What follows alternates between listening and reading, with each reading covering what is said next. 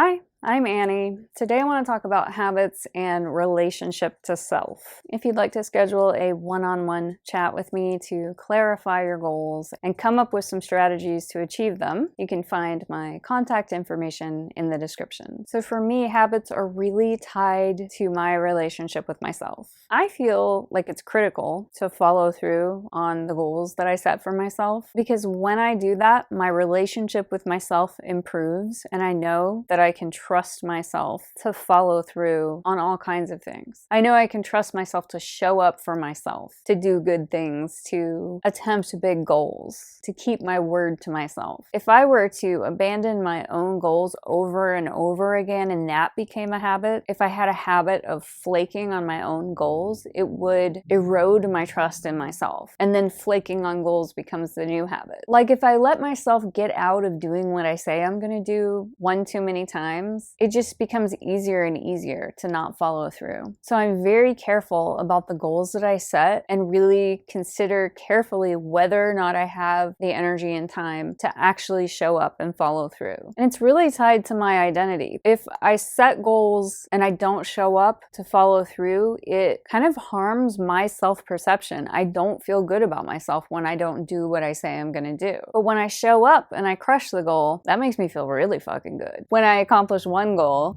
it makes me more likely and more enthusiastic about setting another, maybe a little bigger goal. But if you've ever set a goal and not followed through, I think probably we all have. I certainly used to have a pattern of not following through. So if you've ever done that, or if you've ever even had a larger pattern of not accomplishing your goals, that's okay, because I think a lot of us have been there. And you can start right now setting goals that you actually follow through on. And that's how you build up this muscle of follow through and crushing one goal after another. It just kind of builds on itself. You might start with something really small, like set the bar really low. You set a small goal that you're certain you can accomplish, and then you accomplish it. And then that builds your trust with yourself. It builds your enthusiasm for the process. It builds confidence. And then you set a slightly higher goal. And that's how you become a person who sets goals and achieves them. It's just like a muscle that you have to build over time. And it's really like an identity update. If you flaked on your goals over and over again, then you have this identity, this belief about yourself. I am a person that doesn't follow through.